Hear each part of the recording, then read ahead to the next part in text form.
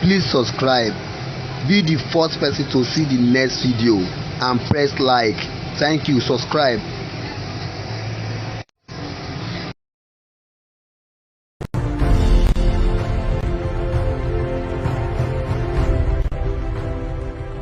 Peace must be our goal and our guide. And all that we strive for as a human family, dignity and hope, progress and prosperity, depends on peace. But peace depends on us.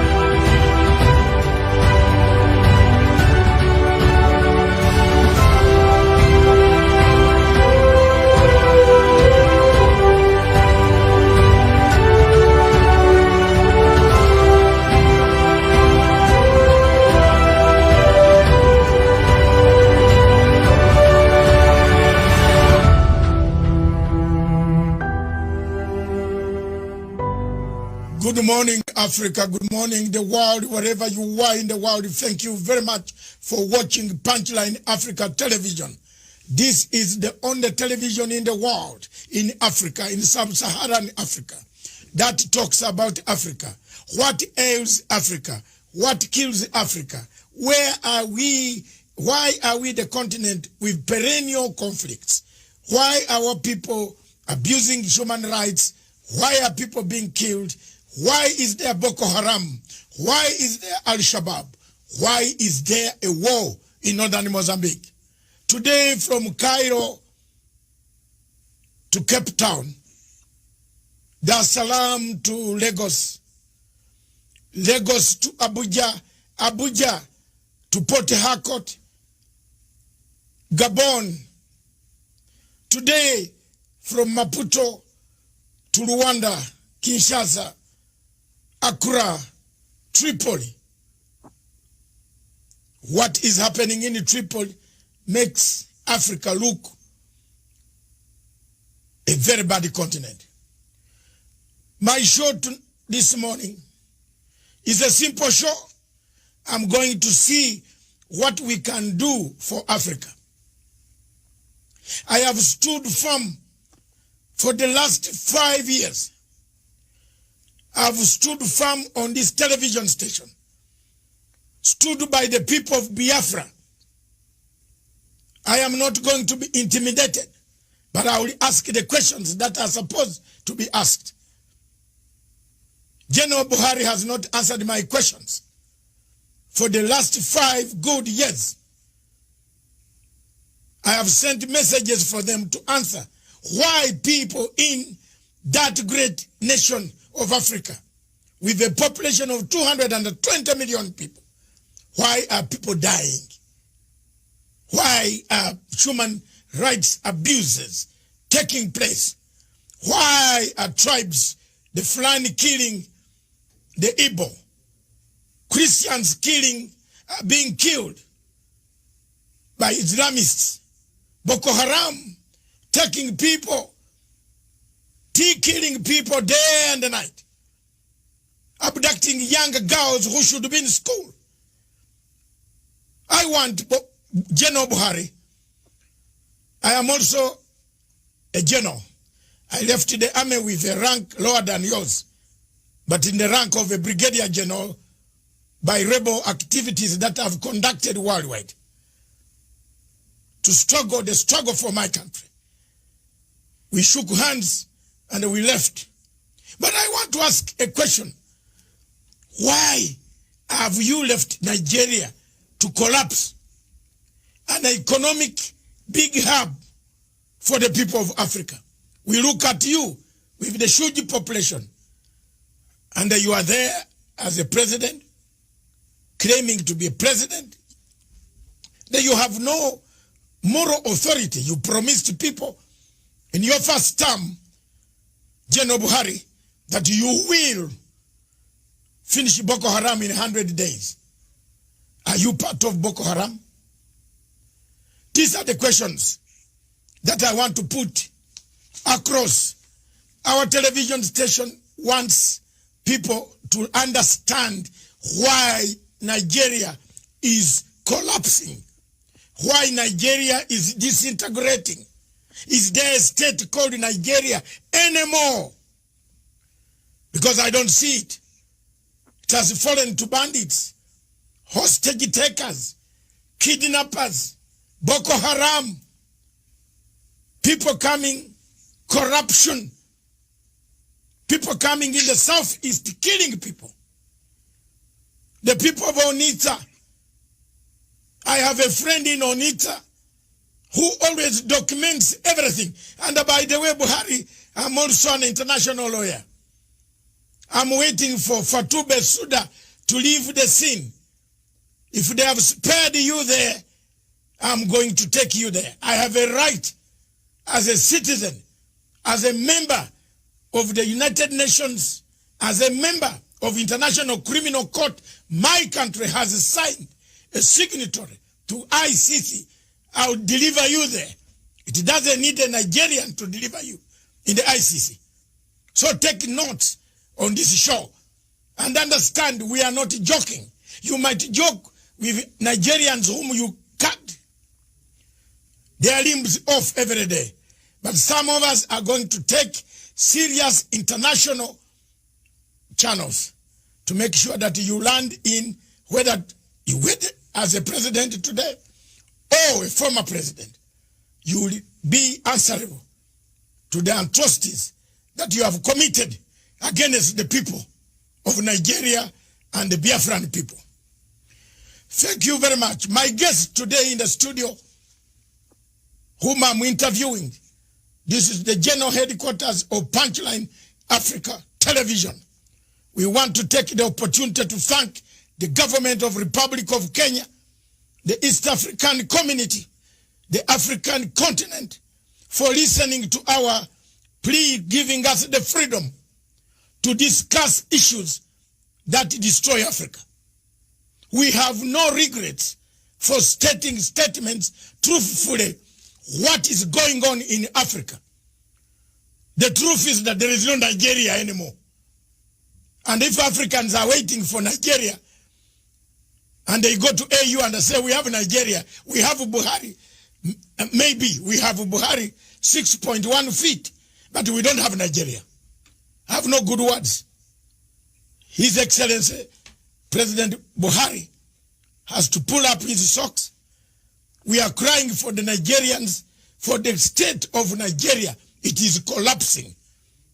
The killings, the murder, the rape, the defilement, the destruction of property, the slaughter of youth, because of one thing they ask for, freedom to express themselves, is what makes me very upset. But let me cool down and I come to my guest. My guest today is Mr.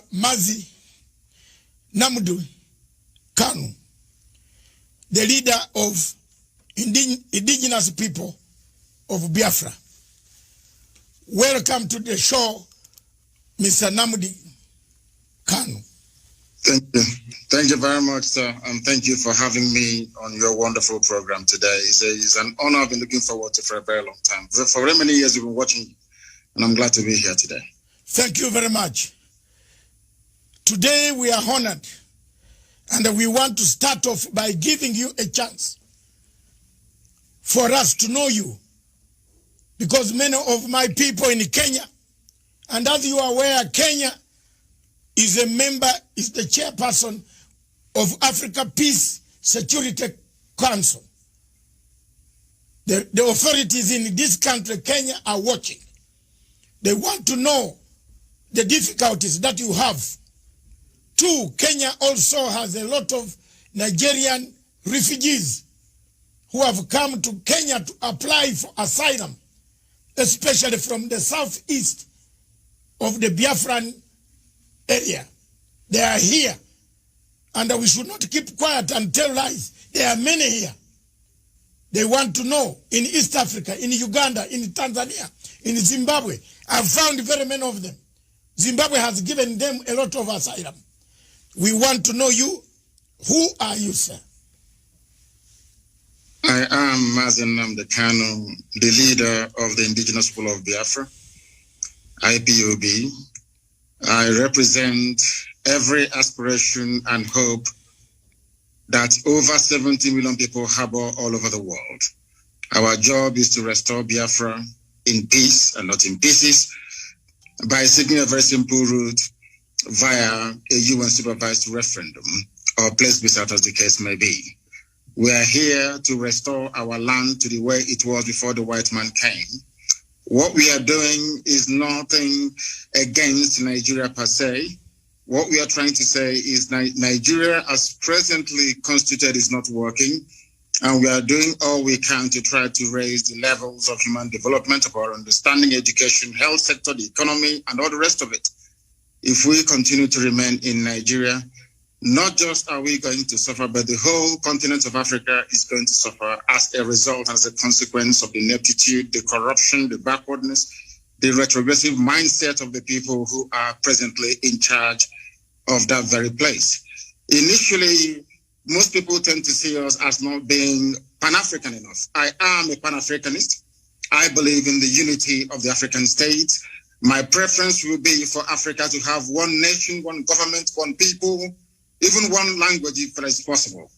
I am a subscriber to the very fine influence of Kiswahili amongst the people of East Africa. And I wouldn't mind if that were to be the lingua franca for sub-Saharan Africa. I don't mind at all. But we must face reality and we must face facts. We as Africans are tribal by nature. We are ethnic by nature. That is why every Christmas, every Easter, every celebration that we have, we go back to where we come from. We go to our villages, we go to our town. That is who we are. And we're not going to deny that. What we are trying to do is to reassert who we are before the white man came and destroyed every vestige of honor and dignity that we once had. And in Biafra, we are going to restore that. And from Biafra, the rest of Black Africa will also be free. Thank you very much. Thank you very much for explaining the position of Pan-Africanism. Because critics talk about, as much as we are Pan-African station, we always talk about Pan-African unity. But I've argued my case before the AU, and they said, you cannot talk of Pan-African unity. One part of Africa is bleeding. How that cannot be. In Nigeria, there's one part bleeding. In Gabon, Cameroon, there's one part bleeding. We can't talk about Pan-African and leave people who are bleeding. I am happy that you have touched the word Pan-Africanism. Many Africans, including your former leaders, have said Nigeria needs rearrangement. I picked something from you. I want to see this rearrangement. What is this? Babangida. Former President Babangida said Nigeria needs rearrangement. Yes. Because it can't work anymore. The marriage cannot work.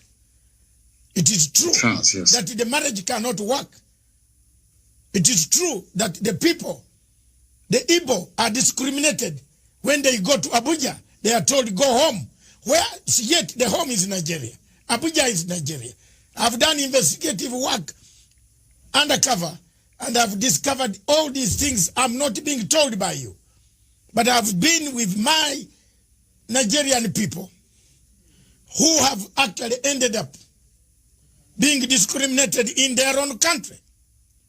So given this scenario, I want to find out from you, From what perspective do you think Africa should come in, the whole of Africa should come in to bring the plight of the Biafran people, the indigenous people, whom you have been fighting for? How do we come in as Pan-Africans? How you can come in is by doing what very courageous leaders in Africa did in relation to the case of South Sudan.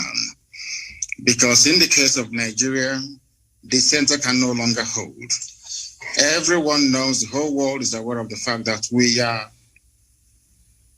ideologically, psychologically, culturally, religiously, and socially diverse. There is no meeting point. It's a very good thing that you talked about East Africa, for instance. In East Africa, there is some semblance of cohesion because Kiswahili is the lingua franca. Perhaps somebody from Uganda may understand somebody, or should I say some people from Tanzania. Some Tanzanians may be able to understand somebody, let's say, from Rwanda, because they speak the same language, they have the same understanding. So that is the basis for building something called a national cohesion. In the case of Nigeria, that is conspicuously absent. It doesn't exist. Now, the fact of the matter is this. Africa, the way it is presently set up and constituted, are merely colonial constructs, where you have people coexisting happily together. Perhaps they are very fortunate. In the case of West Africa and Nigeria in particular, I have nothing, and I repeat, nothing in common with your average Fulani person. I have more things in common with even a white British person than I do with a Fulani person. I mean, we have nothing in common. Their value system is markedly different from ours. We cannot see eye to eye. I give a very simple example. The recent case of the banning of the movement of cattle on foot in the southern part of Nigeria, for instance. In the north, that is a normal thing for them to have. But in the south, it is absolutely strange having people walking around your neighborhood with AK-47. At the slightest provocation, they kill people.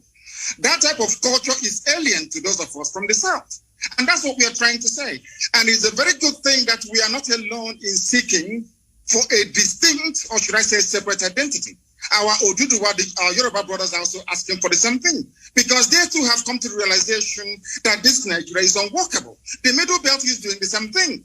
It is not born out of hatred for anybody. That is the mistake that people keep making all the time. Most analysts and, should I say, news journalists tend to think that somehow we hate Nigeria. Of course, that is not the case. What we deplore, what we detest and cannot live with is the level of hypocrisy, the level of ethnic jingoism going on, being, of course, perpetrated by the Fulani people.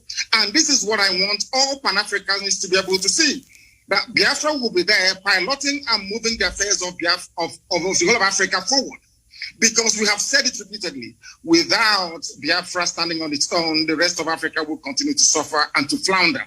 And for us to be able to get to where we are supposed to be to, there has to be a very comprehensive and holistic rearrangement of the present state of Nigeria. You are well aware. I ask you to go and read at the comments and statements coming from Katrina Lang, the British High Commissioner to Nigeria, for the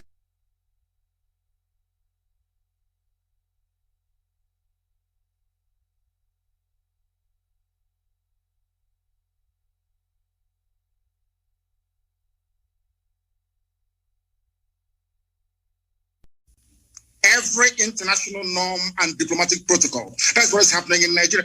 Nigeria doesn't exist as a country. It's not a nation. It's not a state. Nigeria is just a merely business enterprise.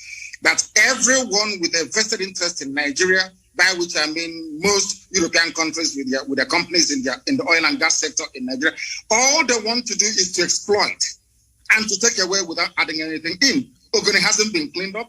People are dying in River State, right across from Iguacha and then the coastal region. Everywhere you go, there is mayhem and disorder. In Lagos this morning, the same thing. Everywhere you go to, Nigeria is crumbling because there is a palpable agenda of the Fulani Janjaweed Caliphate to take over the lands belonging to indigenous populations. And we have said no to that. We're not going to allow it, and we're not going to have it. Okay. Thank you very much. You brought me to a very serious question. A question that has been nagging both the locals, Africans on the continent, and the question of external darker forces. You have just mentioned people who are running the show, the oil companies, for example. They are watching. They have never raised anything on BBC, CNN, or international agencies. We don't hear, apart from we struggling as Africans ourselves. These agencies are not helping to say there are human rights abuses in Nigeria. For example, Nigeria, the American embassy closed its consulate in Abuja because of the huge numbers of people applying for asylum to go to the United States.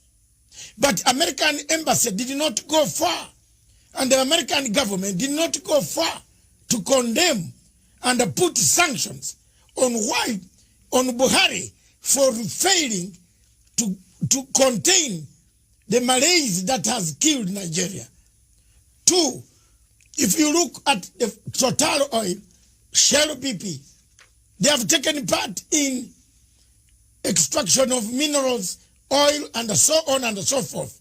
They are doing it when they are seeing human rights abuses in the southeast of Nigeria. What do you say about that? It is because we allowed them to. Total is an oil company, is a private concern. Of course, it's a huge corporation, we know that. The same goes for Shell, for BP, for Halliburton, for ExxonMobil, and all the rest of them. They operate the way they like in Africa because we've allowed them to. I was in Texas a few months ago. Most of these oil companies are there.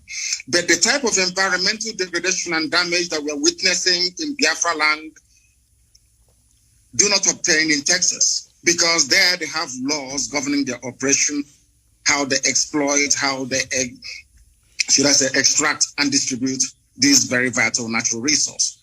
But because Nigeria, I think it's a cliche that Nigeria is corrupt. What people don't understand is the depth of the damaging effect of corruption that you have. And I'll give a very simple example. We cannot expect white people to have regard for us when we do not have regard for ourselves. That can never, ever happen. Do you know that in Nigeria they import fuel? Are you aware that Nigeria imports petrol? Yes, I've seen the queue. I've seen the queue at the petrol station, yes. Do you know that Nigeria imports kerosene? Oh. They have 5 viable state-of-the-art refineries. Not one of them is functioning, not one single one. When white people are operating in such an environment, seeing how foolish and how stupid the entire country is in terms of their priorities, how do you then expect them to have respect for you or have regard for you? They can go into our land, they can pollute it. Katrina Lang, the British High Commissioner to Nigeria, can be running the show, or she likes, because there seems to be a recognition that these people do not reason like human beings. That is the fact. That is the fact. Tell me what an ambassador will be doing, crisscrossing the entire nation, telling them how to run their security architecture, telling them who to kill and who to spare. Our lawyer had the mom killed 2 days ago. Barrister Okorafor, the mother was assassinated only 2 days ago.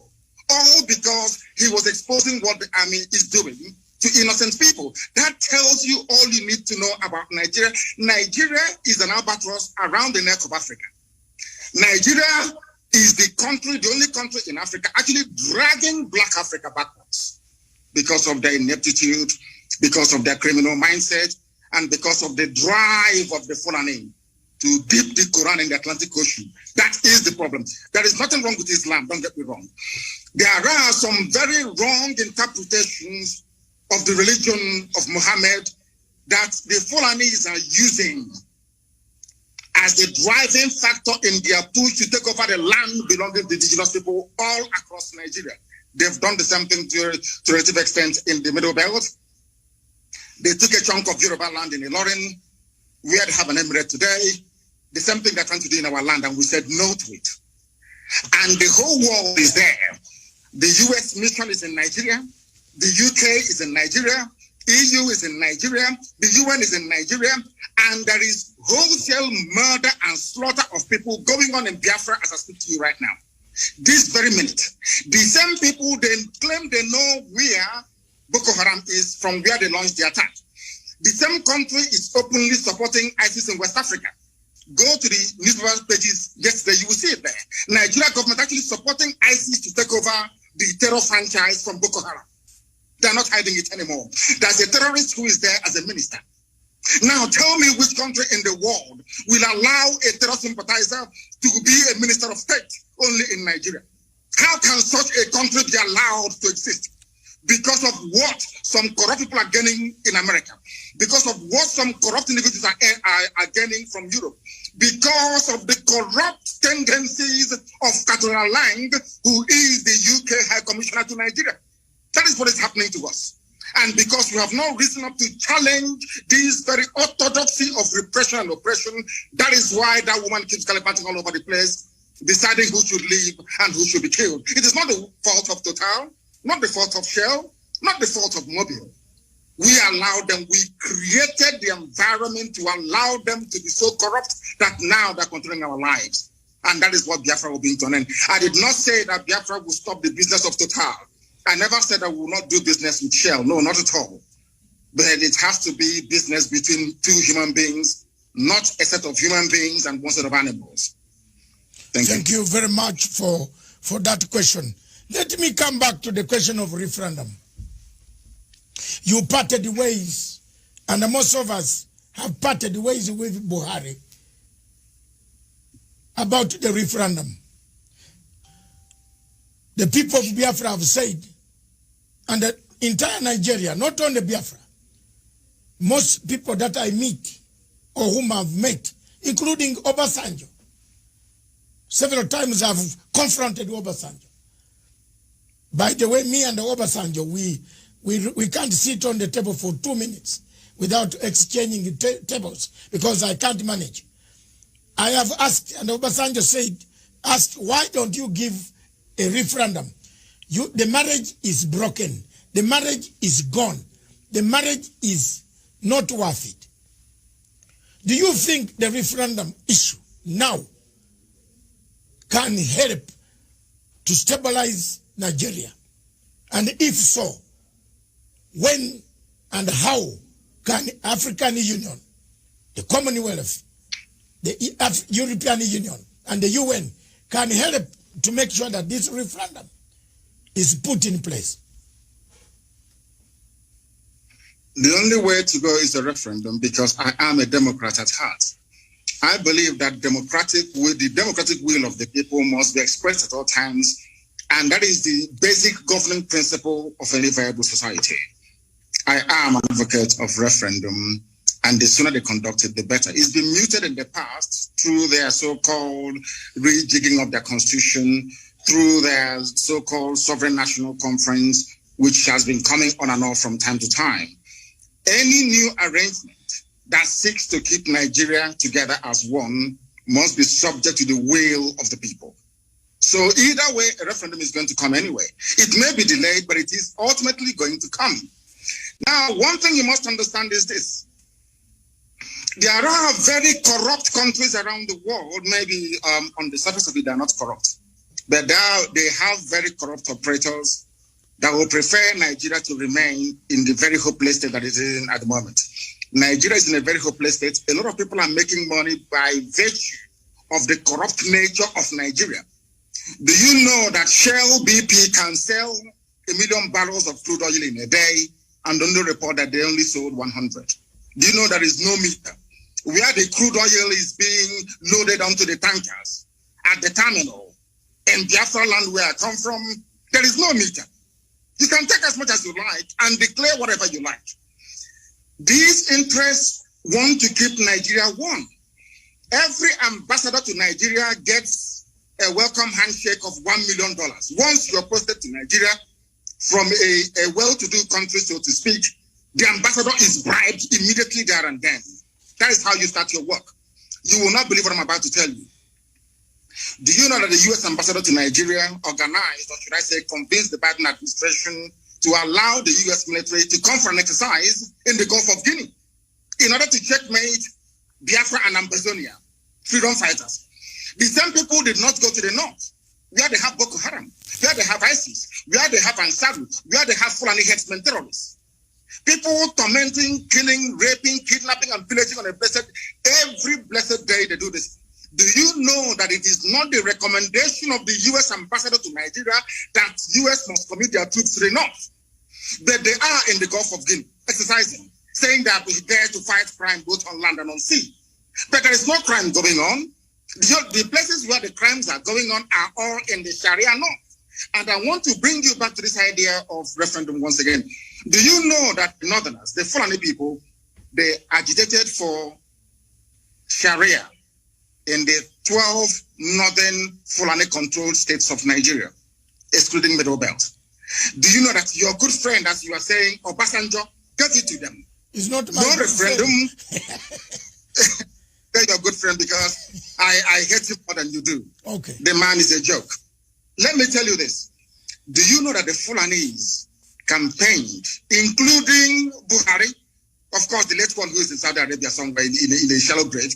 Do you know that these people campaigned for Sharia to be introduced in Fulani-controlled northern states? I think about 12 or 13 states.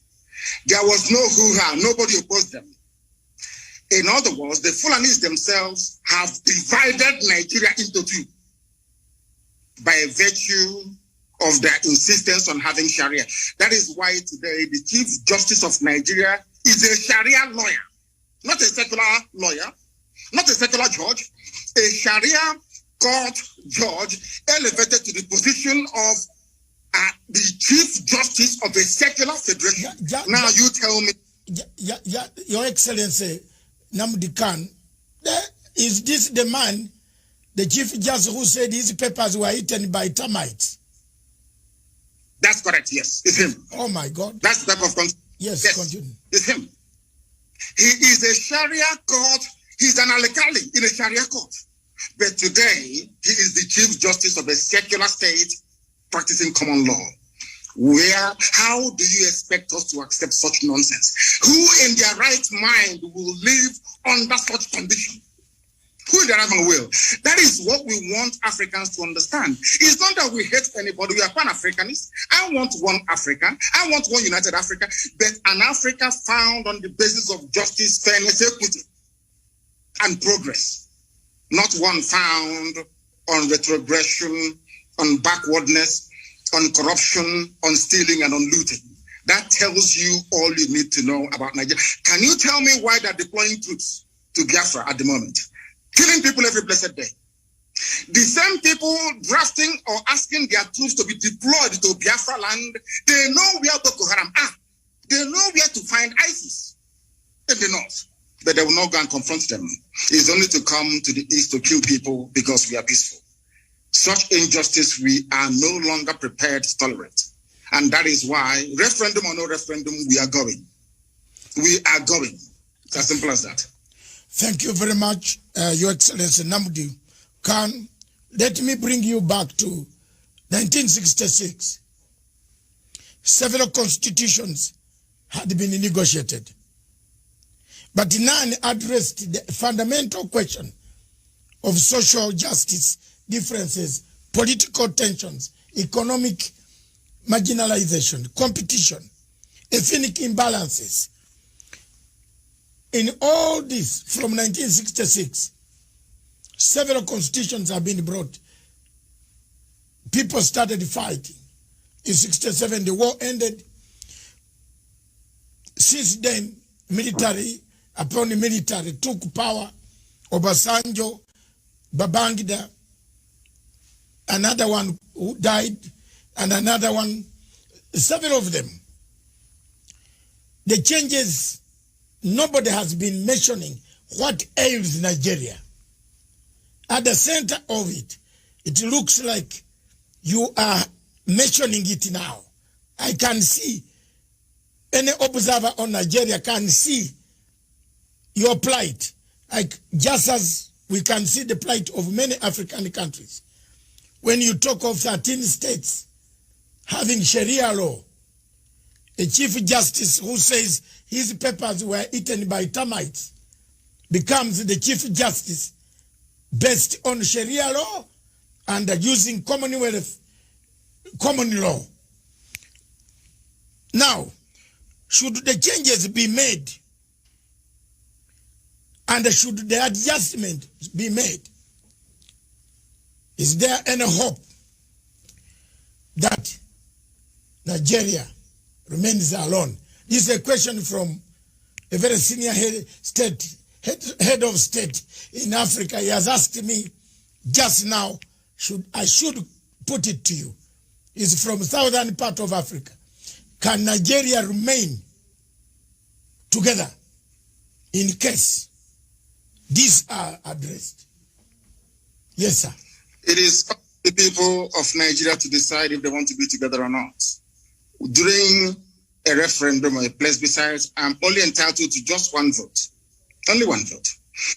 It is now left for the people to decide what to do. That is why we said to Nigeria, we don't want to break away unilaterally.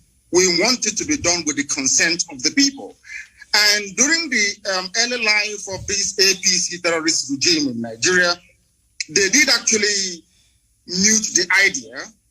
They discussed it among themselves that whatever new arrangement is being proposed must be subject to the will of the people. I will say to that question, let the people decide. Anything they decide, I'll go with it. Anything that people come together to decide, this is what we want to do, I will submit myself to because I am a Democrat. What I'm trying to say is that the present condition of Nigeria is no longer tenable. It is no longer tenable. It cannot be tolerated any longer. And that's why we're doing what we can legally and legitimately to bring it to an end. Okay. Let's come to African Union. President Uhuru Kenyatta is the chairperson of Africa, or Kenya is the chairperson of African Union Peace Security Council. He sits, is the chairperson of all peace and security arrangement in Africa. He is also a member of United Nations Security Council, representing Sub-Saharan Africa. He has huge numbers of Nigerians seeking asylum every day in Kenya, Uganda, Tanzania. What do you want him to hear? What do you want him to hear now? What message do you give to them, to the AU, that the situation is not as they think, so that people can wake up and help you? What I want President Uhuru Kenyatta to understand is this. Contrary to all the fallacious lies and misinformation coming from Nigeria, we are not against African unity. We want Africa to prosper. And what is happening from what you've said, what they're experiencing now in Kenya and in other East African countries in terms of the huge numbers of people seeking refugee status and asylum is indicative of the decay and the death that Nigeria is going through at the moment. And unless they step in now to do the right thing, believe you me, they will get millions upon millions of people asking for asylum in their countries in no distant future.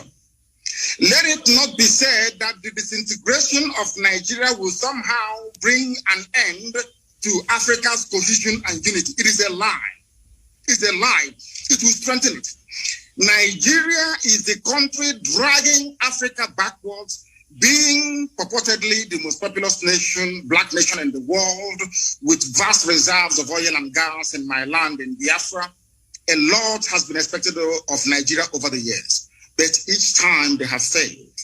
If you go to a place like Rwanda that I'm sure you have been to, if you go to Kigali and see what Paul Kagame has been able to do with meager resources that they have, I am sure the same transformation is taking place all across Ethiopia, taking place all across Kenya. You can see viability of economic life and prospect. None of that exists in Nigeria. They only sell crude oil and they import everything, including refined petrol as well. What I want African leaders to understand today is this, that Nigeria is the problem of Africa. If you terminate Nigeria, it's like a cancer growing somewhere on the body of Africa. Once you get rid of Nigeria, believe you me, Africa will spring to life. Let them not be deceived. Don't allow yourselves to be deceived to think that we need this huge country with huge population and vast natural resources to be relevant in the world, on the world stage. That is a lie. Because the size of Nigeria, the way it is today, was predetermined by our colonial masters. Britain said, we want to use Nigeria to influence every other country in Africa. That was their game plan. Britain wanted to control Africa through Nigeria. It's there in the official documents. And I'm saying to Africans today, don't allow that to happen. As you say, the level of Fulani mediocrity in Nigeria has made it almost impossible. The best way for us to go is for Africans to understand that Nigeria is a tumor, a cancerous tumor, very dangerous one. Cut it out and Africa will be free. Okay. Thank you very much. I just want you to take a slow pace now. I want to come to ask a question that has happened to me also. We seem to be swimming in the same field. That's why you see we are the same. The loss of your parents. You did not attend. I also did not attend the death of my father. I have never buried him. I am in the same category like you. I want us to go slow and say, you were not allowed to attend to bury your parents. How did you handle this? I know I am slightly older than you in years. I have handled. Are you sure? Yes, I am. Are you sure? I'm 65. My goodness, you look very young. Yes, I'm 65. And that's very good. I have, when I lost my parents, I was also in exile in Britain, and I could not bury them. How did you yourself handle this matter, and how do you encourage others? There are millions of refugees on the African continent, in South Sudan. Some of them don't know where their parents are. But the people have gone to make political leadership, but they have forgotten accountability. That's why South Sudan peace process is collapsing, because there's no accountability.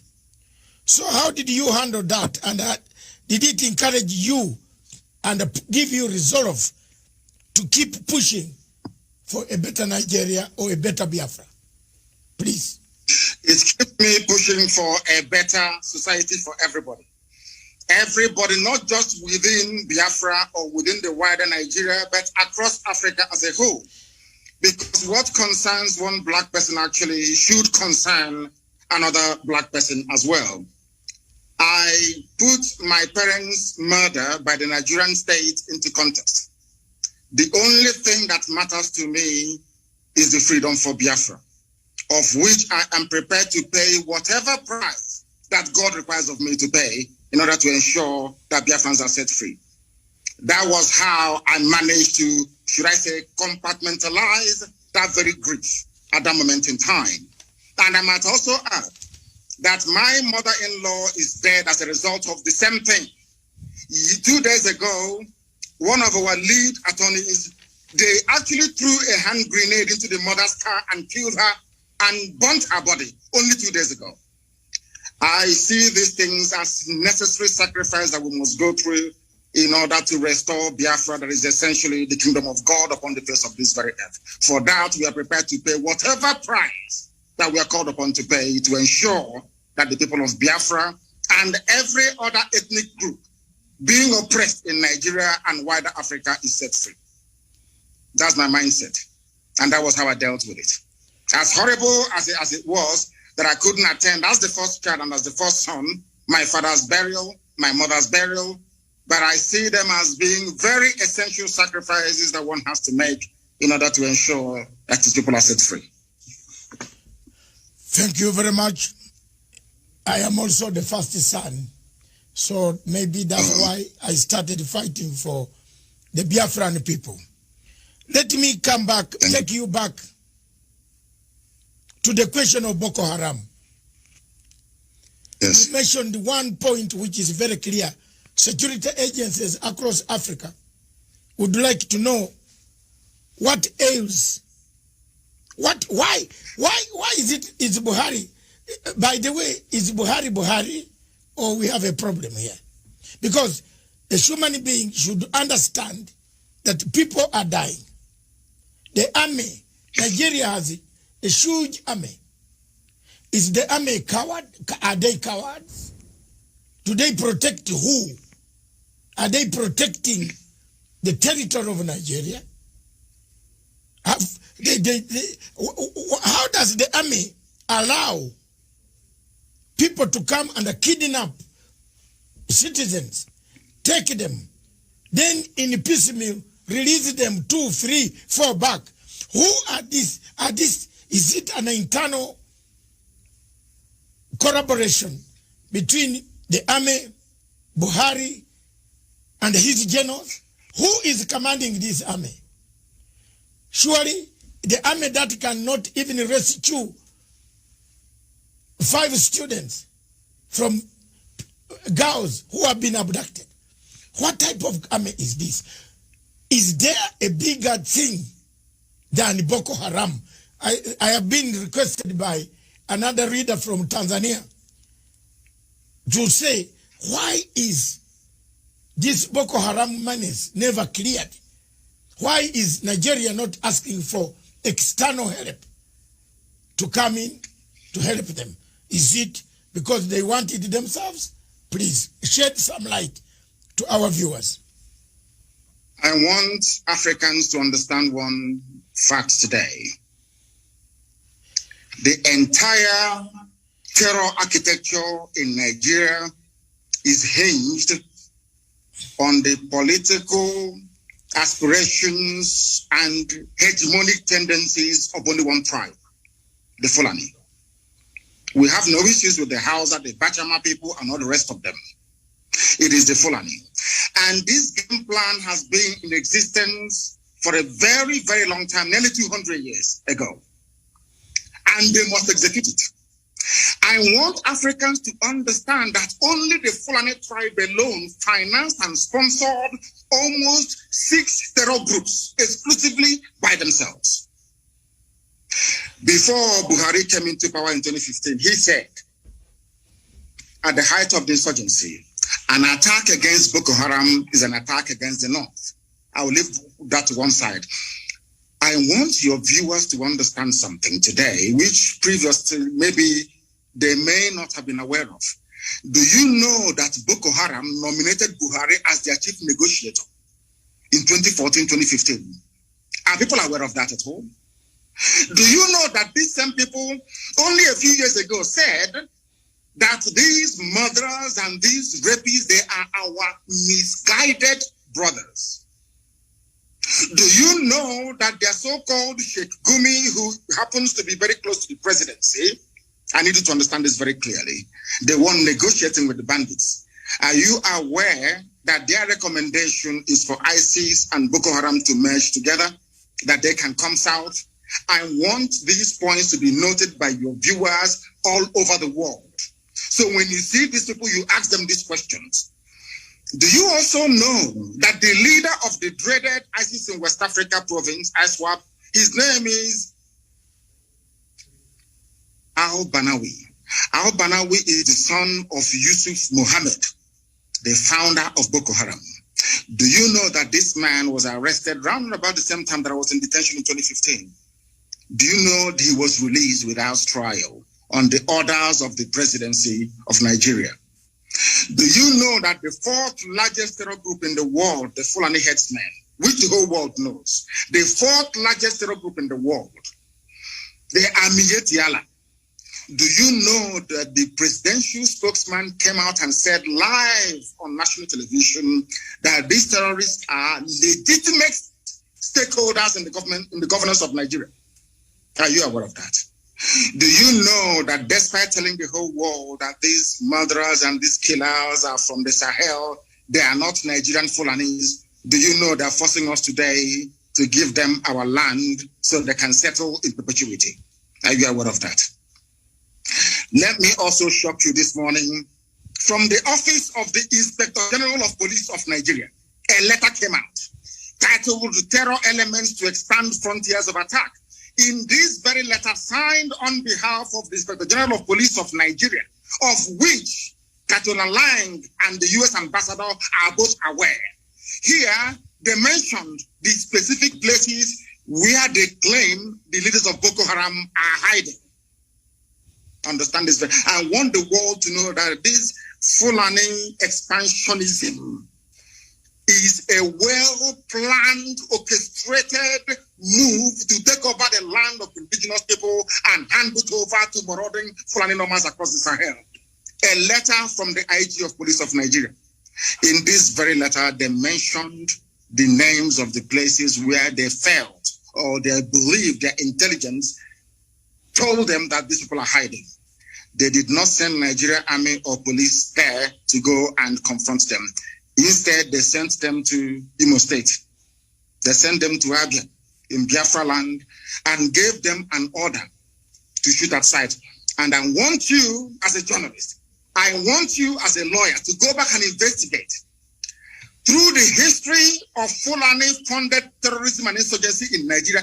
Try and see if there is any instance where the IG of police or the chief of army staff has ever said to the troops, shoot at sight anywhere in the north. It's never happened before, only in Biafra, a few days ago. That is to tell you that this is a well-planned pincer movement, basically from the east and from the west, in order to try to take over the geopolitical space of Nigeria for Fulanis across the Sahel. These are the things you need to ask yourself this question. You've been talking about Boko Haram, ISIS, all these murderers all over the place. Ask yourself this question. Has any Boko Haram been convicted before of any crime in Nigeria? Ask yourself this question. Now, let me put it to you Africans and to the whole world at large on this your program today.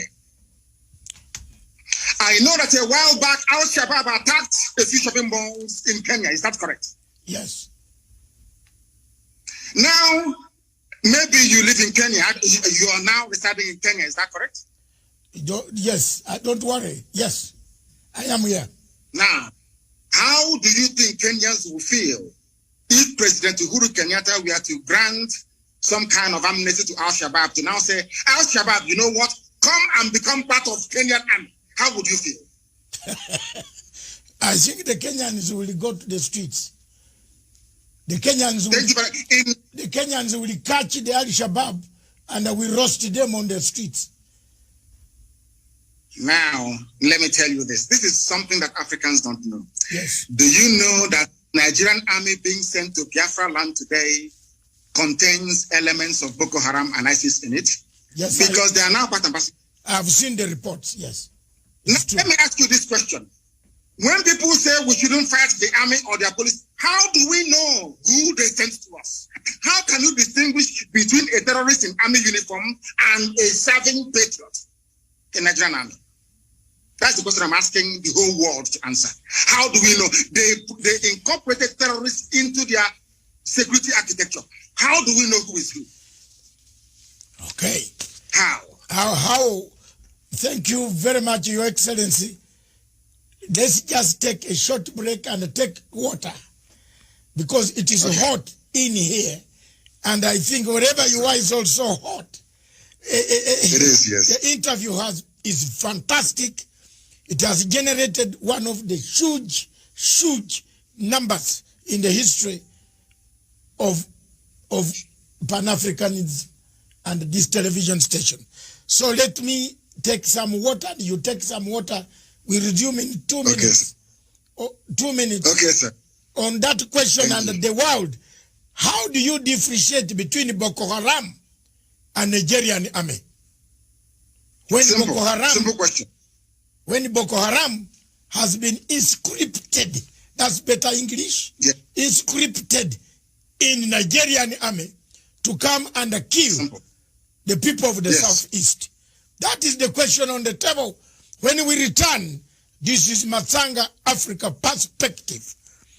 In Matsanga Africa perspective, we look for hot spots. One of the hot spots is Nigeria. Is Nigeria disintegrating? Is Nigeria fragmenting to pieces? Is there leadership in Nigeria? Is General Buhari the general we saw 10 years ago? Oh, this is a different person. How can a leader allow his people to die? How can you inscript a Boko Haram to be a minister in your own government? Oh my God. Is there something wrong?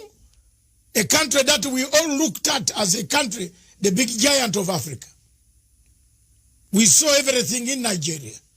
Now it looks like what my good writer, the man who wrote the things fall apart, Chinawa Achebe, was right. The center cannot hold anymore. This state is going. Don't go away. Just we are returning. This is a fantastic show from Punchline Africa Television. We are interviewing His Excellency Nnamdi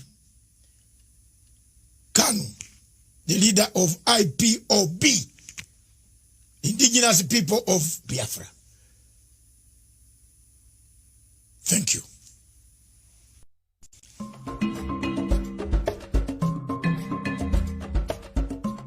Conflicts exist on this continent.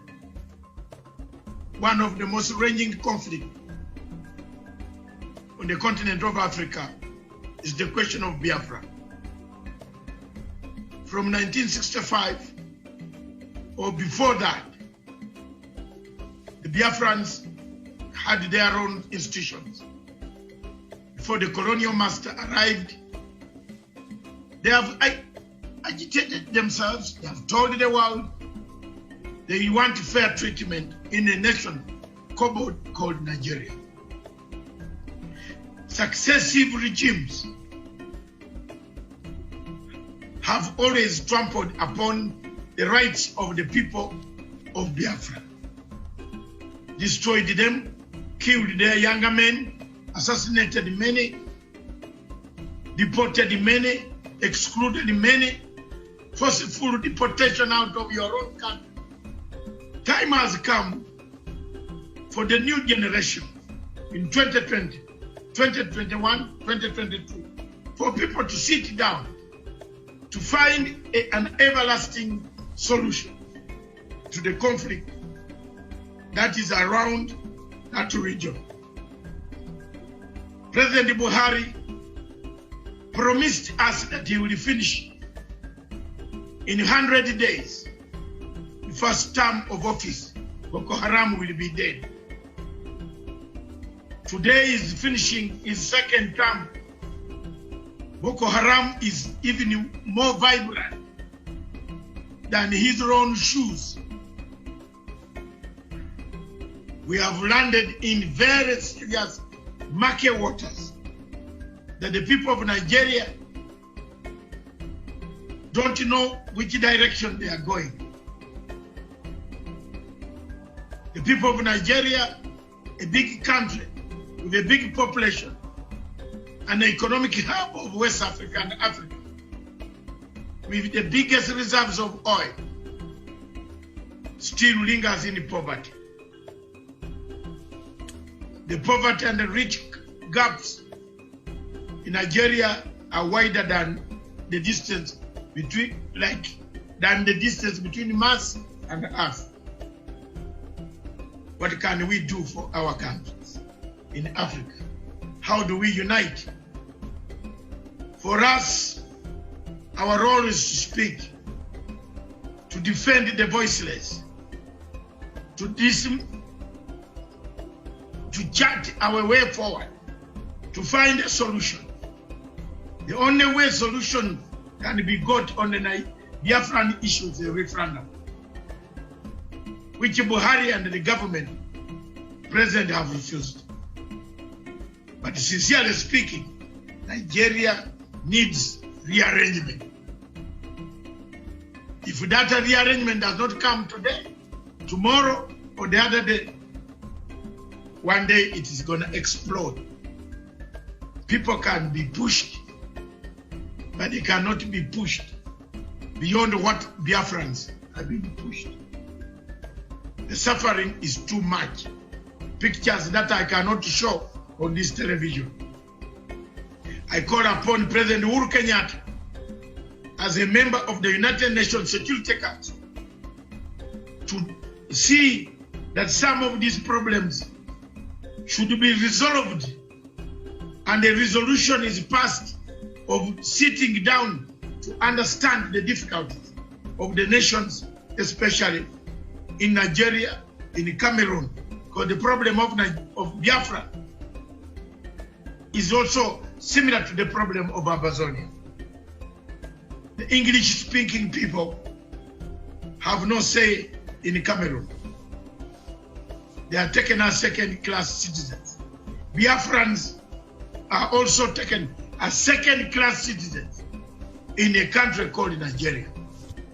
Their problems are compounded with a dictator who has lost direction, who doesn't know where the wind is blowing from, whether east of Sahara or west of Sahara.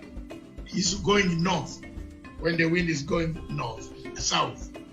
Therefore, it's blown, one leg going up, one leg going down. Look at the picture of Buhari standing 6.1 feet, being blown apart. Thank you.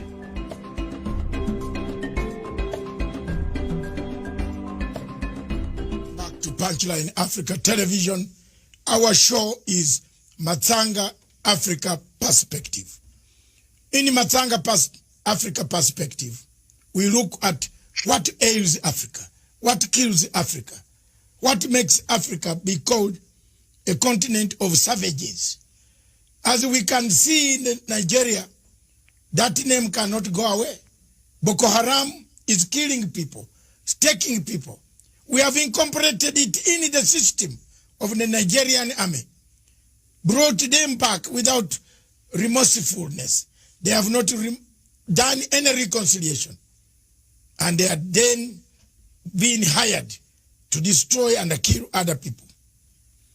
We have invited, and we shall invite more people to talk about this. We shall invite any other person who wants to discuss the issue why Nigeria is collapsing. A state the center cannot hold anymore. With us in the studio and away taking questions from us is none other than the leader of IPOB, Indigenous People of Biafra, His Excellency Nnamdi Kanu. Welcome back, sir. One question. Thank you very much. One question. Yes. After the break, we had to go for some water because it was becoming hot here. To hear that Boko Haram is part and a parcel of the government of Nigeria. It is something that has sunk my heart. I don't know. But I am very shocked. Let me come to this. There is a feeling that time has come. And I will keep on going back to this question. That the United Nations, the 5 permanent members, are part and a parcel of our problem. Now, because you can't exclude any, China is already in Nigeria also. Russia is in Nigeria. America has been there. Britain is there. France, through Total Oil, their presence is there. And a candid question comes. We touched it, then we went away. But it is coming back from the questions I've read during the break. Someone from South Africa is asking, surely, do these permanent members of the United Nations have eyes? Do they see? Because there are some clips here which I don't want to show you on this TV. They are very bad as far as the killings of the youth in Southeast in Biafra. The killings, the slaughter, the torture by the army, by Nigerian army. How they tie youths on their Land Rovers and roll them around the villages. I get these pictures every day from Onitsha. These are not photoshopped. These are real things happening in Nigeria. So someone has asked, does the United Nations Permanent 5 have eyes or not? What would you say to them now, today? As we find... I believe that. Yeah. Go on. They have eyes, but for some reason they have decided not to see the evil happening to Biafra. And this is what I want Africans to actually digest. Africans must ask themselves this question. Why is there this global conspiracy against Biafra? I have an answer to that. It is because Biafra portends goodwill for the whole of Africa. And they understand this very clearly. We cannot be blaming the Permanent 5 of the UN because we are the ones that created the enabling environment for them to come in, to exploit and to do whatever thing that they want to do. I was having a very serious discussion with somebody and I said to them, do you think that the world prefers this very exploitative relationship that they have with the very corrupt, subsequent corrupt regimes that you have in Nigeria? The person said yes, and I said no. The answer is no. USA is more concerned about trade with Japan and EU more than they will with Nigeria. Because in all these economies, people want where they can ship their goods and services to be purchased. They needed to have the spending power. That was the reason behind the USA helping Germany to stand on its feet after the Second World War.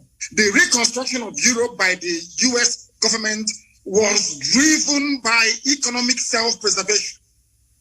People would want an Africa that is viable, an Africa that will be like the Southeast Asia, where high goods and services can be traded with ease. Not this very almost primitive, exploitative relationship that they have in places like Nigeria. I don't blame China. I don't even blame Britain. I don't blame Halliburton, USA. I don't blame Agip of Italy. I don't blame Shell of Netherlands. I don't blame any of these people. We are the ones that allowed them to come to exploit us. So we cannot blame them. See, in life, when you allow yourself to become a victim and you keep playing the victim card all the time, you go into, your mindset will go into a very vicious cycle of this victimhood and you can never come out of it. And I'm saying to Black African people all over the world, if you believe in the equality of every man born, if you believe that all men were created equal by God, then anything white people can do, so also can you do it. If we cannot do what Europeans can do, what Americans can do, what South Americans can do, what Asians can do, we cannot lay any claim at all to human equality. It is our fault, not the fault of the Permanent 5. I go back to what I said before. It was these same people that gave oil and gas concessions to the United Kingdom. That was why they prosecuted the Biafran war for them. It wasn't a white man. These were black people. Gowon is a black man. It was Gowon that said no to restructuring. Obasanjo fought on the side of the colonial masters. That is the history of Africa. Joining your oppressors to defeat your own people. That's exactly what is playing out in Nigeria. Nothing more, nothing less. I cannot possibly apportion blame to anybody whatsoever. We should be blaming ourselves because in Africa, we tend to blame other people all the time. whereas the fault lies with us. The fault is ours. I remember one thing that the Chinese government said in 1999 when they took back Hong Kong. Chinese government said the 100 years of shame has come to an end. They never blamed anybody. They never blamed the British. They blamed themselves for losing Hong Kong in the first place to the British. And that is how real men should be able to appraise their condition. That we are poor, we are ravaged by poverty, disease, ignorance, and backwardness in Africa is our fault. Not the fault of the Europeans. If we decide to rise up tomorrow to say enough is enough, believe you me, we can transform Africa within only 2 years. After all, Paul Kagame is doing something in Kigali. Why can't we replicate it everywhere else? We must learn to put our people first. When a head of state gets up in the morning and buys a property in Europe, what do you expect? That means you don't love your people. When he gets up in the morning and decides to buy a private jet, that means he doesn't love his people. And these are clear facts. I cannot blame anybody for our plight. I blame ourselves for it. And that is why we are rising up. And I want to make this thing categorically clear so that the whole world can understand me. It doesn't matter what they do. It doesn't matter what the greatest powers on this earth does in relation to Nigeria. Biafra is going to be free, or we all die in the process. I swear to God Almighty in heaven. Death is better than what we are passing through right now in that zoo called Nigeria. And we must be free. I said must. We are not begging anybody for it. It's about, before the white man came, there was Biafra. Before Britain was created, Biafra existed for over 5,000 years before the formation of Britain. How did they decide where I should live? How did they decide which identity I should have? How can a white man come from Europe and decide to call me a Nigerian? What is the meaning of Nigeria? Nobody knows. We must go back to who we are. Be proud of who we are. I am a proud Biafran. I can never be a proud Nigerian because the name Nigeria has no meaning. No meaning whatsoever. Not even in Swahili, it has no meaning. How can a white man come and create a country for me in Africa and I be holding their flag running up and down saying this is my country? Who said so? Can I go to Europe and create a country in Europe for them? On what basis is our argument of human equality when Europeans can come to Africa and create countries? We cannot go to Europe to create countries. How can that be equality? Oh. That is why some are racist towards us. And that is why we must rise up now, not tomorrow, to support Biafra. Biafra is the beginning of the true emancipation of black people. Ask Julius Nyerere and he will tell you. Thank you. Julius Nyerere, indeed. In 1967, the late Julius Nyerere was the first man with Dr. Milton Obote. That's why I, on this microphone, I still carry the flag of Dr. Milton Obote. They are the first countries in Africa to recognize Biafra. So in case people are asking why we have interest in Biafra, I follow both the leaders because I have lived in Tanzania and I am a Ugandan. And I live in Kenya. I live in Europe. I'm a global citizen. I follow Pan-Africanism. Indeed, one other question before I bring this to your side, you address your people, and then we make it, call it a day. We have covered most of the things. Some of them you will bring them in your own address, which you will be given a chance to do so in 15 minutes also. There are so many ways, constitutional ways, of struggling for freedom. I believe you know where I'm going now. Of course, yes. We have tried. For over 10 years, you have tried. You have done so well. You have awoken the people and said, wake up. We are being slashed one by one. Buhari has allowed people to buy daggers. You know, I saw my investigative journalist came across 100,000 daggers. How do you buy daggers for who? You import daggers. Are there so many cows to slaughter in that place? I looked at it and said, these are daggers to come and kill other people. if the constitutional route of referendum fails, what other constitutional means would you use? We insist on constitutionality. Yes. And we are going to have it. When Reverend Dr. Martin Luther King started to try to rearrange the social order in America, some people felt it was impossible to do, but eventually he succeeded. When Nelson Mandela, and I'm sure your good self, and all other anti-apartheid campaigners started, even with the support of Margaret Thatcher and Ronald Reagan, this is something people don't know, that Ronald Reagan, a very powerful president of the US, and Margaret Thatcher, of course, the young lady, they all supported apartheid South Africa. They did. They were the ones that labeled ANC a terrorist group. Some people don't know this. It was only a few years ago that the name of Mandela was, should I say, erased from the logbook of terrorists in the United States of America. People don't know this. We are going to insist on what is ours and what is right. We've been occupying our land in perpetuity since the creation of man on this very earth. Somebody came and decided to change our identity, and we said no. The person said, okay, if I'm leaving, I'm going to hand you over to a more brutal caretaker, which are the Fulanis in this case. And that is why they're killing us and killing us till tomorrow. I want to draw your attention to something very, very critical. The order given by the Inspector General of Police of Nigeria to predominantly Fulani soldiers and Fulani police people to go to Biafra land to kill people. Had this announcement been made by any other police chief anywhere in the world, believe you me, there will be someone to appear in Hague the next day. I want to read for your audience. I'm going to quote him verbatim what he said. The IG of police in Nigeria said, he's a Fulani man, mind you, don't mind the media shout, do the job I command you. If anyone accuses you of human rights violation, the reports will come to my table and you know what I will do. So take the battle to them wherever they are and kill them all. Kill Biafrans all. Don't wait for an order. What another order are you waiting for when Mr. President has ordered you to shoot anybody carrying AK-47 assault rifle?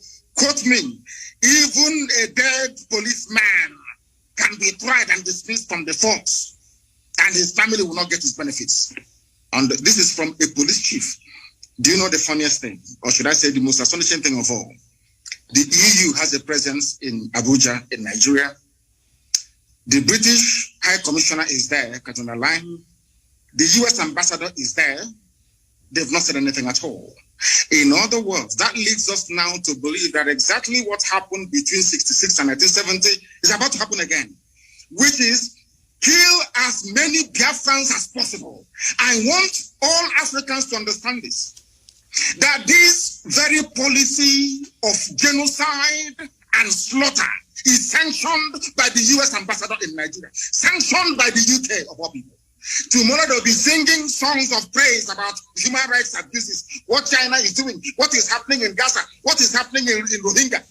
But in Nigeria, they sanction the killing of Biafrans in broad daylight.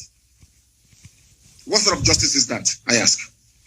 And I want Africans to know, to ask themselves this question: why is it that the USA and Britain wants this very tiny country to be squashed and killed? What is it that they have that is driving them so mad? Because the future progress of Africa lies in the land of Biafra, and they do not want black people to be developed. That is why they're doing what they're doing. Look at a whole, should I say, high commissioner running all over the place, telling the country how to be run. The same things that Kwame Nkrumah, Julius Nyerere, Azikiwe, all of them, Patrice Lumumba, Jomo Kenyatta fought. The same thing that Mandela fought.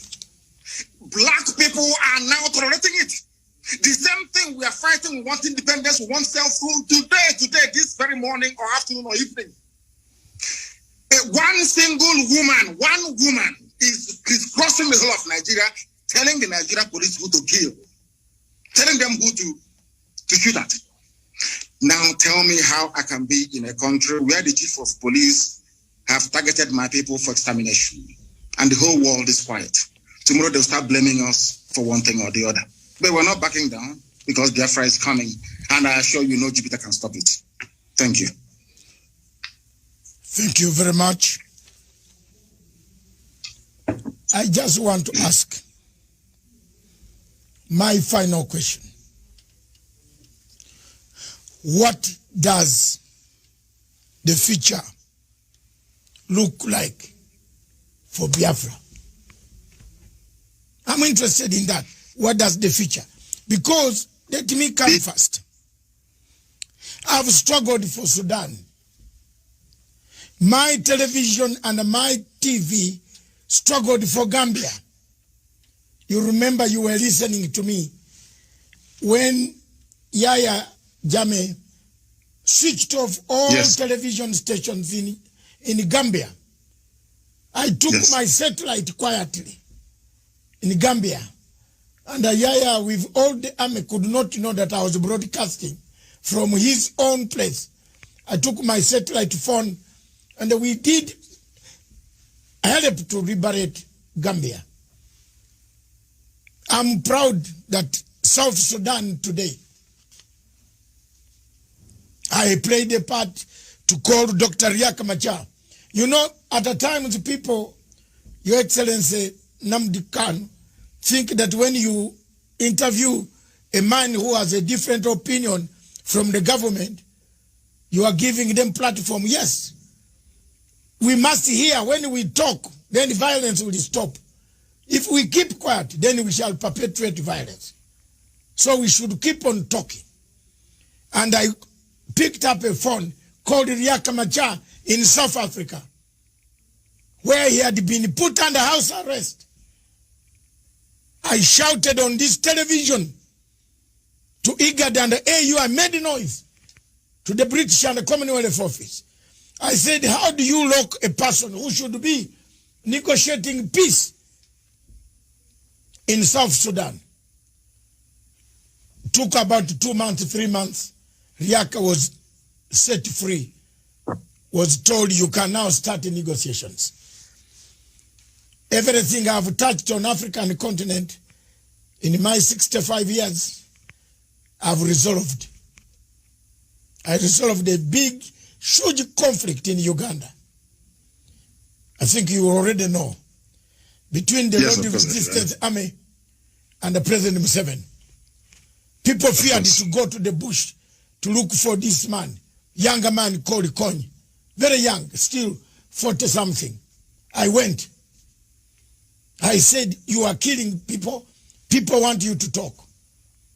And we have come here. If you want to kill us, you can also kill us. I'm a determined man. I want you to paint for us a picture of a Biafra that does not look Savimbi way. You know where I'm coming from. You have read the Savimbi history. I do. We give him everything, then he turns up, he misuses, he lets us down. Sudan, South Sudan, look, we give them time. Riek comes back, they fight again over power. I have been there for Cameroon, the Amazonian people. I'm bringing them again. Now they have several factions. You don't know whom to call. One calls you, don't call that one, don't call this one. That, you see, these are things that worry me in Africa. Paint for me the picture of a Biafra you want. Yeah. Whether today, tomorrow, whether you are there or not there, whether I'm there or not there, we want to see the picture of a Biafra. I love the people of Biafra myself. I love them with the bottom of my heart. From the bottom of my heart, I love them. I don't care about Buhari, what he can say. Whether we meet at the AU, I will point fingers at him. I will. It is coronavirus that has made us not meet now. But if AU was meeting in Nigeria, I would wrestle him. I don't care. Because this is something that is paining the people of Africa. And you can't wear long kanzu, this long clothes, and come there to impress us with your perfume when people are dying. Therefore, I want you to paint for me a picture of a Biafra. What type of Biafra do you want? The type of Biafra I want is the Biafra of my ancestors, the land of the free, where people are allowed to pursue their daily endeavors without interference from any higher authority, where individual and collective autonomy of every component, ethnic, nationality within Biafra will be guaranteed, not just by law, but by virtue of our existence as dignified human beings. A Biafra that will be demilitarized, a Biafra that will be forward-looking, innovative, creative, run on clean, green energy, not reliant on gas or petrol. A Biafra where the police will not bear any arms. A Biafra where people can live and die and you will not see an armed soldier anywhere around you. A genuine republic, a land belonging to the people.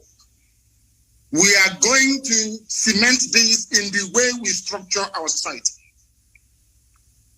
A Biafra that will attract inward investment.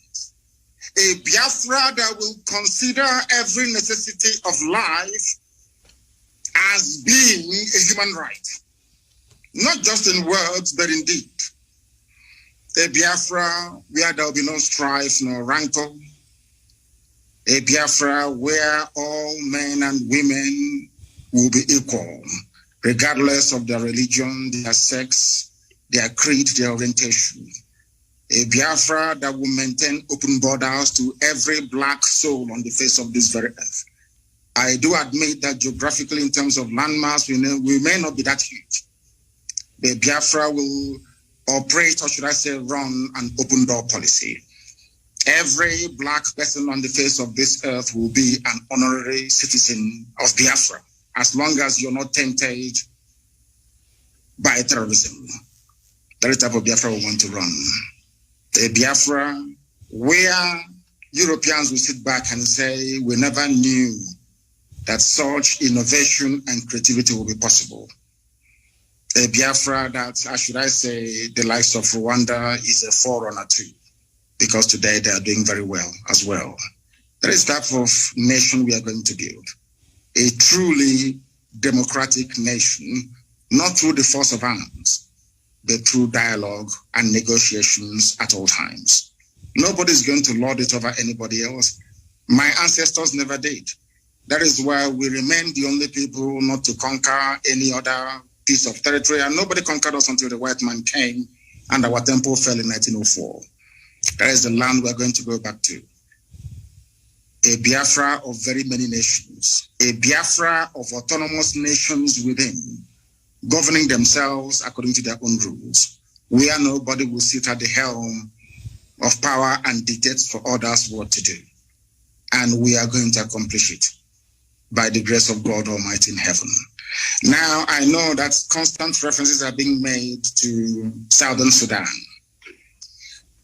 But I want to let people understand that even after the USA became free from British colonial rule, they also went through a very bitter civil war.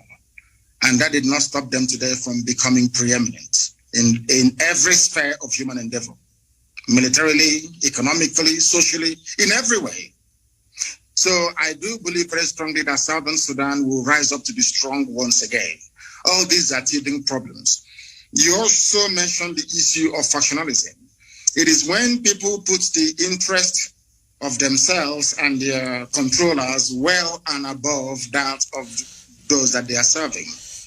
That is why I said, and I have said this repeatedly, I will never ever lead Biafra politically. Once Biafra is restored, my job is done.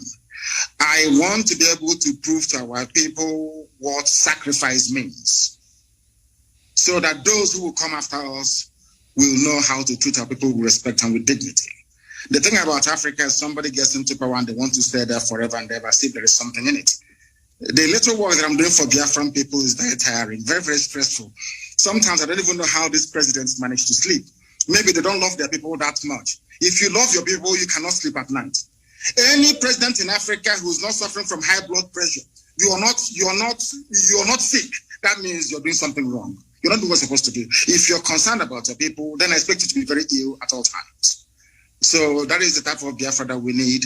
That's the type of Biafra we're going to have. A type of Biafra where the wealth, well-being of sub-Saharan Africa flows from. And I can assure you we are going to deliver it. We will deliver it. The Pan-Africanism that we talk about is going to start from Biafra because, mind you, I did not say that we're just going to have Biafra and then we shut up all the borders. No. What we want to do is to return to our organic political, cultural arrangement. Should Biafrans wake up the next day to say, oh, we want to be the same country with Oduduwa, all well and good. Should Biafrans wake up and say, oh, we want to expand into Amazonia, all well and good. As long as you take the consent of the people with you, this nonsense that the Europeans did in Africa, we want to reverse it. That God Almighty heaven may look down and be very proud to say that at last, I have people who are after my heart. And that's what we intend to do with Biafra. Thank you very much. Thank you very much. Viewers, we seem to have covered most of the areas. It is the first time and it's not going to be the last time. Until we liberate, until we achieve the objectives, the aims, the vision of a better people on the African continent. His Excellency Nnamdi Kanu will return at one time to give us his other views. By then messages, today the leaders in Africa watching for your information, I linked this to South African President Ramaphosa. I linked this to, of course, the president here. His handlers are watching.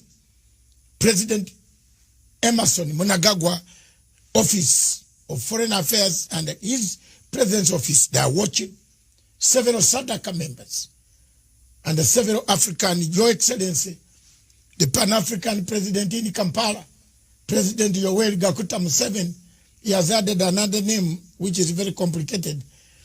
Is watching. He's interested in the Pan-African views. They are watching. They watched. But I want now to calm down and slow down and give you a chance. Give you another 5 to 6, 10 minutes. Enjoy them. Tell your people the message. Send it to them. Millions of them, millions and millions of them. As we talk in Onitsha, in Abra, in all those places, in all those states, in Southeast, those who are suffering under the heavy, disguised Boko Haram terrorists who have invaded, they are embedded in Nigerian army, coming to kill people. Give them hope. Give them hope that salvation is on the way. Give them hope that tomorrow will be a better tomorrow. Give them hope that Africa is aware. Give them hope that the world is not doing nothing. What we have done today has enlightened so many people, so many countries that have Nigerian refugees who are fleeing because Nigeria is disintegrating. They are benefiting from this program. And it affects the security of the entire Africa. This floor is yours. Take it away. Thank you. Thank you. Thank you for having me on this program. I've been a very big fan of yours for very many years. And I have studied you extensively. Once again, accept my most humblest respect to you and to the entire crew that put this thing together today. I want our people to understand one very thing. At the end of this very race, Biafra is going to emerge. It doesn't matter what anybody does. And to our African friends and brethren, I want them to also understand this. We talk about Pan-Africanism. Pan-Africanism cannot take off without Biafra, because we do need a genuinely free country in Africa to be able to drive that very critical and important initiative. We are seeking to build a country that God Almighty in heaven will be very proud of. And though the Janjaweed, the Fulani Caliphate, have sent their armies of conquest into our land, that this very day, we don't even know if those who are killing us are doing so on behalf of the Nigerian state or they're doing it on behalf of the Islamic Caliphate. Because as we well know, ISIS is now in Niger State. Very soon they'll be in Kogi, and then from Kogi they'll come into Anambra, and the real war will begin. Remember, very many years ago, I told you one very critical point for you to bear in mind at all times. So basically to guide you in all your deliberations and your thinking about Biafra. They're going to kill us. That is true. But that is not going to stop Biafra from coming. We are going to do all we can to defend our land and to defend our people. The whole world may appear to be against us, but we have done nothing wrong. That is the most frightening thing about this whole thing. If you ask the world, what did Biafra do wrong to you? Nobody can tell. Nobody can actually explain to you properly, because they want a world where very illiterate nomadic set of people will be in charge of governance, where you have refineries and they're no longer working, where you produce oil and gas but still import kerosene and fuel for your cars, where they want to impoverish the people. For those who may not be acquainted, or should I say familiar with the book that one of our very good friends wrote in years gone by, Walter Rodney. He was at Dar es Salaam University where he was assassinated by the CIA very many years ago. Walter Rodney wrote a very compelling book called How Europe Underdeveloped Africa. What we are witnessing today is precisely what he was trying to explain to us. If you allow yourselves to be taken over by greed, by self-preservation and the trappings that you find in North America and in Europe and in Far East Asia, you will never ever develop your land. We are fighting for Biafra that we may restore our lost dignity. We are fighting for Biafra that Black people all over the world may be set free at last. We are fighting for Biafra not that we may have or commence the building of a large empire, not at all. We are asking for a Biafra where we can live and die with a semblance of dignity. Because right now people are dying, but there isn't any dignity. We must stand very tall and very strong, resist our enemies. That thing that we are thinking now that is impossible to accomplish very soon, you will say it. We must remain resilient. We must remain devoted. We must remain unflappable. We are not going to retreat, not one iota. If at the end of this race there is only one Biafran man and one Biafran woman left, may they continue to expand. They killed us, 5 million of us, after the war. After the war in 1970, we had lost 5 million people. But there we are still the largest ethnic bloc anywhere in the entire Nigeria, because God is faithful. And at this very critical time, this very Elohim that we worship is not going to abandon us.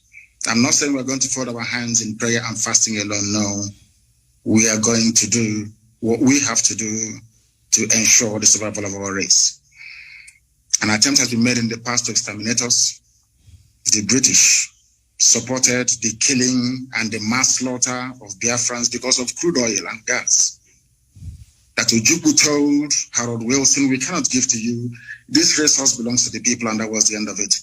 And he said, because of that, we're going to kill you. And sadly, Britain is still doing something till this very day. A supposedly civilized and advanced country, aiding and abating the slaughter of an indigenous population because of oil and gas. Therefore, I'm asking all of you to remain very resolute, to remain very strong. Do not allow yourself to become distracted. We have almost won. As Dr. Basanga said here a short while ago, we have awoken the consciousness of not just ethnic nationalities within Nigeria, but the entire African continent as a whole. We have won the debate. Now is the time for us to restore Biafra. And once that is done, believe you me, everybody will come to Biafra and to pay homage. Or should I say pilgrimage in this case. So we are winning. Many are dying, I know that to be true. A few days ago, we lost the mother of our very, very formidable barrister, Okorafo. But that's not going to stop us, because I know that they will kill us, we will kill them in the end. Biafra will come. And Biafra is very, very close. I want our people to develop the mindset of the Afghanis. Never say die. There were a group of people called the Mau Mau in Kenya. There were a group of people called the Kumeko in our land. These are the two people that forced the British to a standstill. Go and ask anywhere. And the remnants, of course, of Benin Kingdom, we must acknowledge them because they also fought very gallantly as well. We did not fight because we didn't like the Bible that the white man brought to us or the whiskey that accompanied it. We fought because we are free people. The time has come for us to restore the kingdom of heaven upon the face of this earth. The time has come for Biafra to be reestablished.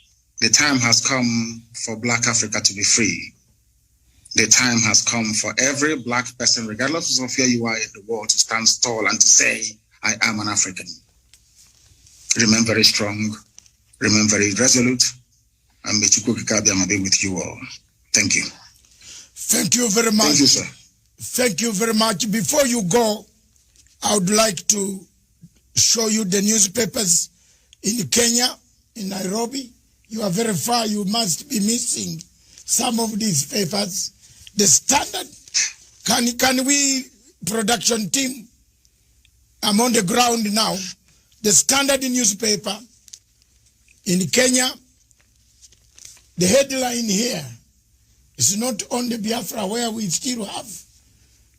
The only problem in Kenya, we don't have a crisis of dividing a nation. We have the Standard newspaper said, who failed Uhuru? The blame game. That's the headline. But one key thing that stands out in the newspapers, why we are struggling to put Africa in order, is His Excellency President Uhuru Muigai Kenyatta last night opened one of the biggest ports in Africa. You talked of Nigeria having oil, but it doesn't have even petrol at a petrol station. Jesus Christ. But President Uhuru Kenyatta, while yesterday opening the the port in Lamu, he said this port will connect the east to the west, east to the north, east to the south. That is the thing that we have here now in Africa, in East Africa. We want to thank President Uhuru Kenyatta again for putting infrastructure for people to get in a car and drive take 10 days and arrive in Anambra. Is it Anambra? Yes. That's right. Yes, that's right. That's yes. what we want. I have been sent so many messages from Dubai. People saying in Anambra, they are married there. Kenyans, Nigerians have married a lot of our people from East Africa. And I hope one day for us, my children, also one of them, my daughters, is married to an Igbo person from Onitsha. Wonderful. We know how to take care of our wives. We are united. Another newspaper says good things about Africa. The Lamb Port roars to life with the president is good. You can see it. Yes, yes. That's it. And another good thing in Africa, I'm looking for Africa stories. For your information, I am a Liverpool supporter for 43 years. Like myself. Or I don't Yes. know. My God. Thank you very much. It looks like we are all Liverpool here. But the others don't get worried. We are now struggling to liberate Africa. Don't forget your local team in Biafra. And don't forget Absolutely. Rangers Football Club is my first love. And Liverpool is the side chick. My first team in Uganda is Villa Football Club. Villa. Then my team in Kenya is AFC Leopards. Then my team in the world is Barcelona. Wonderful. I die with the people of Cantona. I like Cantona. And you can now guess why I like Biafra. Yes, of course. So thank you very much. Thank you very much. For having me. Thank you very much, Honorable His Excellency Nnamdi Kanu, the leader of indigenous people of Biafra.